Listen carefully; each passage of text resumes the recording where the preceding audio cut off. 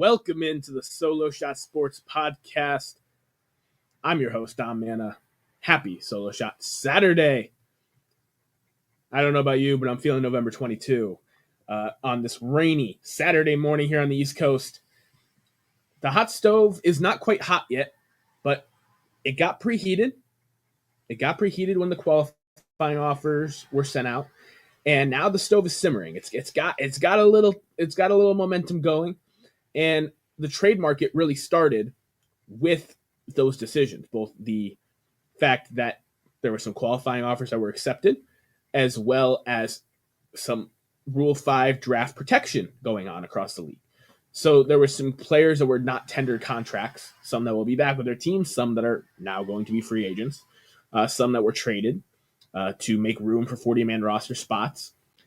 And the biggest trade, of course, the one that's gotten all the headlines so far in this small offseason sample that many will forget about come this time in April.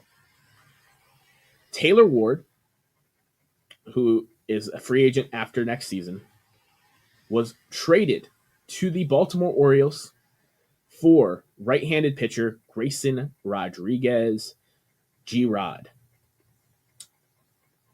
A lot of people have been making a big deal about the 1 year of control for Taylor Ward versus the 4 years of control for Grayson Rodriguez. But I think this is more of a organizational thing. Here are two teams that have, in the last decade, done a historically bad job of developing pitching within their organization, developing quality starting pitching. Both these rosters have struggled. Grayson Rodriguez, in terms of these baby birds, all the guys with the flow that were coming up over the last couple of years, he was like the one stud pitcher who had front of the line ability tagged to him. I know there's Kramer and some other guys that have been decent, but Grayson Rodriguez was the cream of the crop for pitchers in this youth movement in Baltimore. I understand he hasn't pitched since September 2024, and we don't know the medicals like the Orioles definitely do. I think if you're willing to trade him, you don't think that he is the prince that was promised. You don't think he has front line in his range of outcomes anymore to make this trade when your offense, which was a strength of a team last year and years prior, honestly, it was better than the pitching. Adding someone with Taylor Ward's ability to hit home runs, he doesn't miss time, another right-handed bat.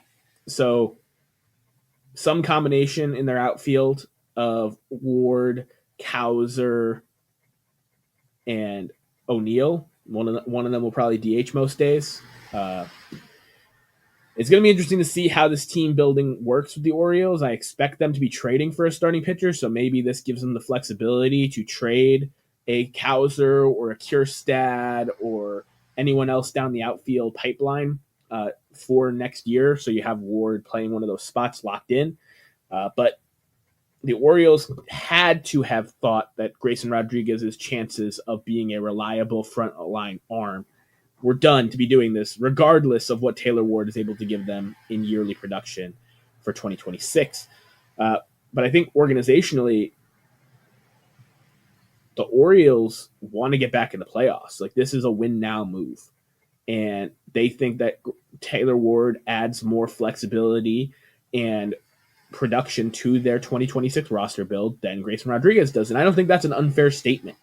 It's what happens when he's in the Angels lab that has not done a great job developing pitching over the next couple of years. If Grayson Rodriguez even turns into a reliable number 4 starter, they will have lost the trade outside of Taylor Ward being World Series MVP next year. Not that people didn't love that trade, but it was the biggest deal to be done so far.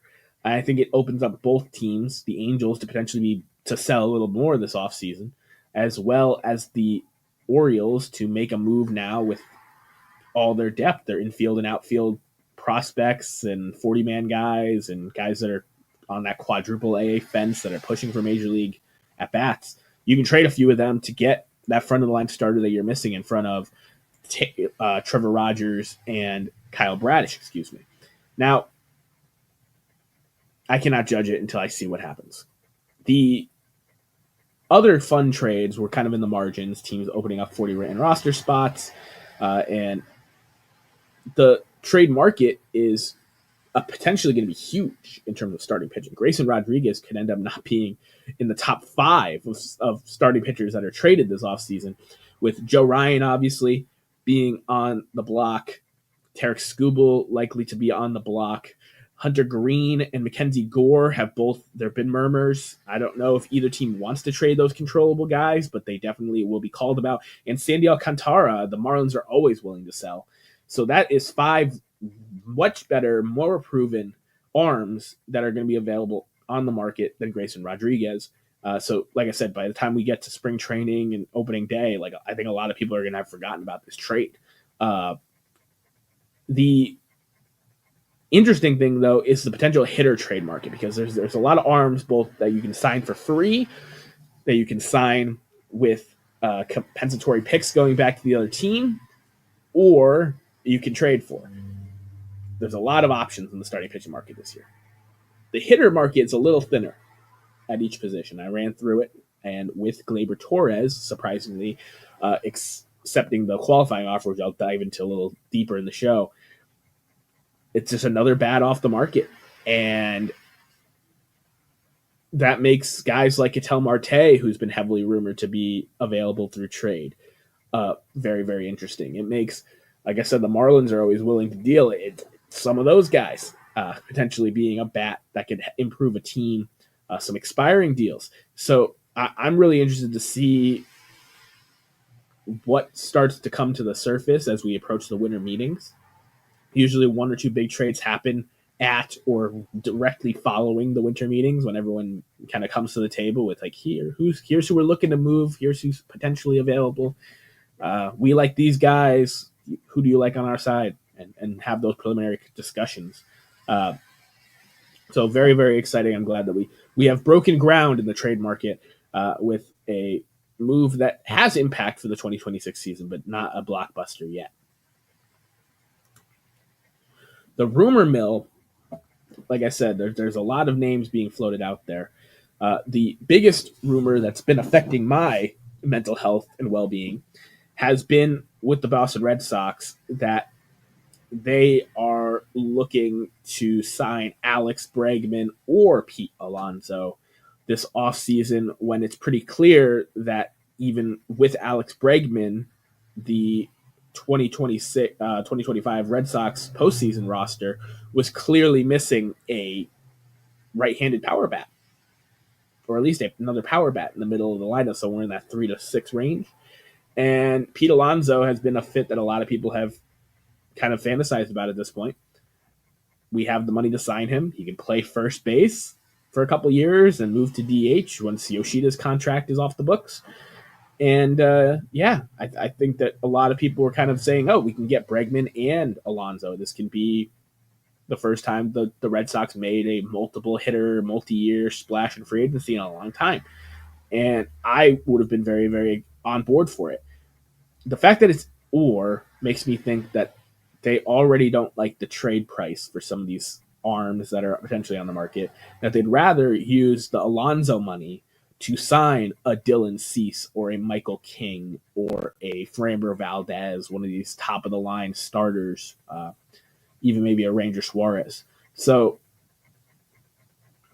I don't know what's going to happen. Like I said, it's too early to make judgments, but it definitely is in the back of your head, especially with the fandom. There's no reason that teams shouldn't be willing to sign guys at the top of the market. Now, I completely understand when you start talking about the mid to low tier free agents not extending for that extra year or giving a higher AAV in order to get them in-house. I can understand some of those guys suffering, but the guys at the top of the market, I feel like those guys are impactful regardless of the impending lockout and the future with the potential for a salary cap and all these different things. Like, they can't put in a salary cap and say, hey, you guys are all over it. You have to cut costs. No, they're going to take an average of what the teams are paying at the top and make some sort of line of demarcation where you can't go above a certain number. If the salary cap ends up getting implemented, which I'm very much against, I think the Players Association is going to fight tooth and nail for not being put in place. But the rumors just keep circling about different teams. Heck, the Pirates are getting put out there as, oh, the Pirates are going to offer on Kyle Schwarber and Pete Alonso. The Pittsburgh Pirates have signed a $100 million contract in their team's history. And I don't expect them to sign another one anytime soon. Brian Reynolds' contract has blown up in their face, and he was a homegrown guy. So this team is not going to be signing those guys, but this is the time of year that we're in when any team can potentially do anything, because most of these teams are owned by billionaires, if not, many millionaires. But it's very, very exciting, and we will continue to update you with the rumors that start to materialize into something. With the impending lockout, I mentioned people taking the qualifying offer. The bird in the hand has been kind of accepted. 4, which is a record, players accepted the qualifying offer of $22 million this year. Brandon Woodruff of the Milwaukee Brewers was, in my opinion, the least surprising. He signed a deal to rehab there 2 years ago, and he spent his whole career there, and he's had success there. It's a loaded pitcher market, like I said, in free agency as well as the trade market, and I don't think he was gonna get $20 million a year on the open market, even for a 2 or 3 year deal. I think he was going to be somewhere in the mid to high teens. So for him to lock in 22 for next year and be able to hit the open market next year with hopefully a little bit less of a crowded pitching market, I think it makes sense for him a lot of the time, especially if he loves it in Milwaukee, which he appears to. Shota Imanaga, the Cubs, I think, played this beautifully. They opted out of the last 3 years of his contract at, I believe, $19 million a year, and then Shota opted out of his end, which could have brought him back for, I believe, 15 or 16. So they extended $22 million, said, hey, we don't want to pay you for 3 more years. We don't like some of the underhood numbers, but you are one of our best starting pitchers. The fans love you. If you want to come back for a 1 year at a higher AAV, we'll do that. But we don't want to commit multiple years to you. And Shota Imanaga took it, and I've already seen this tossed around there on Baseball Today, as well as some social media, that Shota Imanaga, if there is an extended lockout, could be one of those guys that hops back over to Japan for a year or two. He'd get plenty of money and be able to pitch over there, and then he can always come back to the major leagues once the dust has settled, and if there is a salary cap or there is changes, he can adjust and find a new home. So it gives Shota Imanaga the flexibility while getting paid a couple million more than he would have for this season. And the Cubs don't have to extend past where they're comfortable with Imanaga being an older guy who came over from Japan. So that move, I think it was kind of a win-win. And then there was the 2 questionable ones. The Trent Grisham one, to me, was not surprising at all. Like, why, if you're Trent Grisham, would you not take $22 million? You're not going to even push 20 per year on the open market. You're going to be probably hoping to get 15. Maybe some team extends to 16, 17. Coming off a career year, the Yankees extended the $22 million, hoping he would go for a multi-year somewhere else, but you get to stay in a situation that you've found success in. You get $22 million to play on a team with World Series aspirations. Like, there's not many other places Trent Grisham could have went where he'd either make more money, have a better chance to win, feel better, have a better ballpark for him to hit in and play defensive center field in. So that one, it makes sense for Trent Grisham, but the Yankees extending the qualifying offer, I kind of laughed when they did so. Of course he's going to take it. I'm shocked how many Yankees fans were surprised. They thought Cashman was trying to game the system and get a draft pick. Trent Grisham wasn't a super appealing free agent to begin with. And if you had to also give up draft compensation to sign him, he's not going to do that. So just a move where I think the Yankees lost there. Not saying that Trent Grisham can't repeat what he did in 2025, but it's very unlikely to do so.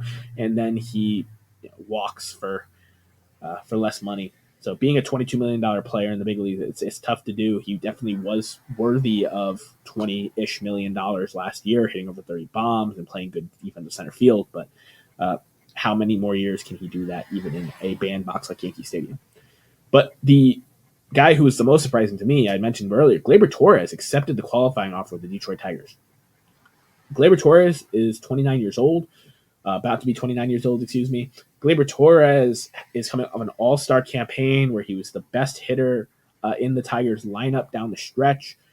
He's a second baseman that can hit, which there's not a lot of those. He could have got, I think, a 3 or 4 year deal from someone this offseason that has a hole up the middle and been their leadoff hitter and gotten a home where he made a lot more than $22 million. But I think he's hoping that he's signing this thinking I'm not going to get $22 million AAV. I think he's signing this saying I don't know what the lockout's going to look like. I think he's signing this saying, well, Tarek Skubal is currently on the roster still for one more year. That gives us a real chance to win. I liked my time in Detroit. I want to come back and give it a go, one last ride with Tarek. So there's all those factors in Gleyber Torres' decision, but I think it really impacted the market, and it also impacted Detroit's ability to go out there and get a bat of higher quality from someone else. So it is extremely important that we talk about the bird in the hand, because with the impending lockout, with the draft picks attached to players, with all the factors in play, like what you have to give up in the trade market for guys that are controllable through this lockout, and or rentals that might not be willing to negotiate or as willing to negotiate an extension after getting traded. The bird in the hand is a real thing, and that's why, to me, it's the only surprise bigger than Gleyber Torres accepting the qualifying offer was Zach Gallen not accepting the qualifying offer, coming off the worst season he's had in Arizona. He seems to like it there. The only way you turn down $22 million is if you're already kind of in talks with the front office in Arizona to sign up for a 3-year deal somewhere below $22 million a year. I was surprised Zach Allen didn't take it, because very few organizations are going to want to take a shot on Zach Gallen having to give up a draft pick in this loaded pitcher market. But a guy who was a free agent, did not have a draft pick attached, immediately said, I'm happy where I am. I want to sign early. And that was Josh Naylor. 5 years, $92.5 million to come back to Seattle. He was fantastic with them down the stretch. He's a really fun player. I know all the rumors were saying that he wanted to go back there. I thought that the Mariners were going to cheap out. The Mariners gave him a reasonable offer. Do I think if Naylor went to Boston like I predicted, he would have gotten over $92.5 million? I do. I think he would have had a 6-figure contract. But if he likes it there in Seattle, they have now a core of Rodriguez, Raleigh, and Naylor for the next 5 years to build around and push for the missing World Series appearance and or championship that Mariners organization and fans have been waiting for. Josh Naylor sneakily stole 30 bases last year. He has 30 home run pop. He's got a lot of swag. Doesn't back down in the big moments. He's a guy that I think a lot of teams would have liked to have in this market. But he signs back with the Mariners and took the bird in the hand, as opposed to testing the free agent waters with the things like the lockout looming, with the salary caps and luxury tax hits looming. He decided to go back to Seattle and not push his luck. Here at the Solo Shot Sports Podcast, we like to throw it back down the third baseline to this date in baseball history. And we talked about the bird in the hand, the movement of 40-man roster spots a little bit on this show. And maybe one of the biggest roster manipulation moves in baseball history happened on this date in 1954, where the Pittsburgh Pirates did actually make a big move where they drafted the rights to Roberto Clemente Walker from the Los Angeles Dodgers, then Brooklyn Dodgers, and added him to their major league roster. He was buried in the minor leagues, and the Pirates said, "Hey, we really like him. We're going to give him a chance to make our team." So if you had someone buried in the minor leagues for too long, they would become able to be poached from other teams. That's why the Dodgers promoted Koufax when they did. Sandy Koufax's first couple years in the league, he was not a very good pitcher, but the Dodgers wanted to protect him from getting poached, and it ended up working out really great for them in the long run. Roberto Clemente ended up getting missed, and if you look at Roberto Clemente, not just the person, obviously the Roberto Clemente Award being named after him, but Roberto Clemente's statistics would be top of the Dodgers' all-time ranks, with exactly 3,000 hits, 240 career home runs, 317 batting average. He won an MVP. He won 12 Gold Gloves in right field with a cannon for an arm, 4 batting titles, 2 World Series championships, and was a 15-time All-Star. And if you think about it, from the point the Dodgers traded Roberto Clemente in 1954, well, they lost him in 1954, till Roberto Clemente tragically passed away in an accident, the Pirates won more World Series than the Dodgers did. And that the Pirates won as many, as the Dodgers did. And that is just insane to me. And I think that the Roberto Clemente, a Hall of Fame player like this, was just buried in an organization, blocked at the major league level. And when we talk about these moves that get forgotten about in a few months, when these bigger blockbuster moves happen, don't completely overlook the moves that your team's making on the margins. The guys are protecting from Rule 5 draft, the things they're making room for at the end of your 40-man roster, the prospects that are not being moved versus the ones that are being moved. These incremental moves, you never know what that player can turn into. I'm not saying they're all going to be Roberto Clemente, but just truly, truly amazing. If you haven't watched the docuseries that came out recently about Roberto, I'd highly, highly recommend it for all baseball fans out there. It is fantastic. And I'm going to round things out here, not going quite as long as I did last week. I covered a lot of ground still in this episode. But Major League Baseball has announced that they're partnering with NBC and Netflix and ESPN for baseball coverage. NBC has not had national baseball games in 20 years. Netflix is getting them for the first time. And while it's awesome that Major League Baseball is partnering with these big brands, they are showing that it's all about the money. And I understand it's business, but you are convoluting the waters so much more than they already are in terms of people being able to watch their favorite players and teams. There's still too many blackouts. There's still too many network deals.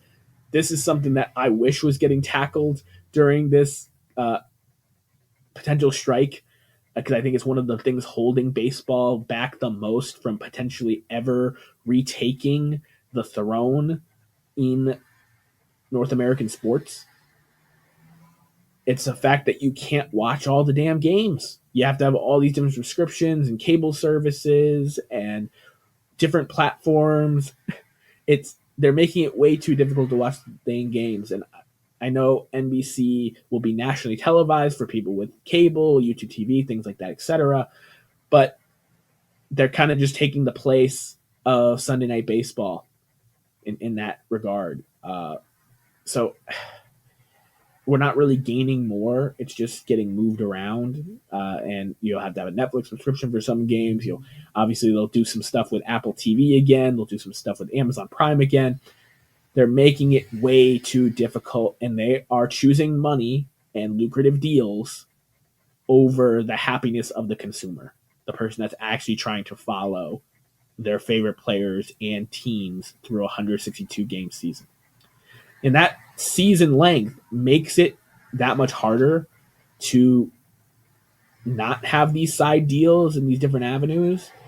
But at some point, Major League Baseball, and it'll probably be the commissioner after Manfred, needs to step in and say, hey, like we if you really want to grow the game, people have to be able to access the game. Ticket prices are what they are. Try to find ways to make cheaper ticket prices, but the bigger thing is being able to watch it. Uh, I have my MLB audio subscription where no blackouts. I get to listen into any game, and I can consume the game like that. But many people my age or younger do not have that radio brain where they can picture things going on and listen to it like a podcast while they work out or do something else. They need to see it. They want to see the players bat flips and amazing plays and strikeouts and everything. Major League Baseball's got to figure it out, and it unfortunately won't be happening anytime soon with these new contracts being inked. I appreciate each and every one of you for spending part of your Solo Shot Saturday with me. If you enjoyed the program, make sure you leave a like on this video and subscribe if you haven't already. Leave me a review on Apple Podcasts or Spotify for my audio-only listeners. And I will see you guys next Solo Shot Saturday, talking through more deals, more trades, and majority rumors. Have a great week, guys, and happy Thanksgiving.